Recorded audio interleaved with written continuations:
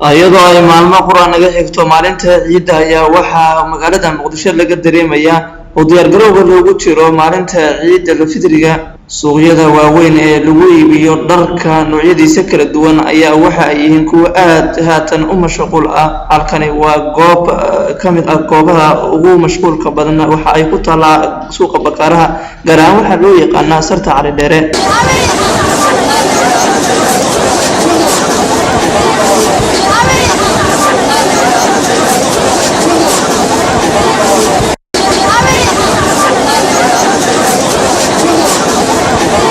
dadka qaar ayaa waxa ay leeyihiin ciidan waa ay ka duwan tahay ciidihii hore, sababtuna waxa ay ku sheegeen in ay tahay dhar aan ciidihii hore la haysan oo haatan soo siyaaday, kuwaas oo ay ku sheegeen in saas darteed ay uga duwan tahay ciidan ciidihii hore.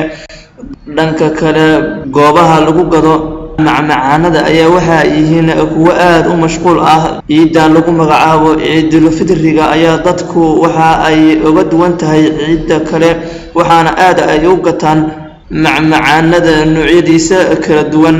halkani waa goob ka mid ah goobaha lagu iibiyo macmacaanada. mar aan booqday ayaa waxa aan la kulmay sida tan.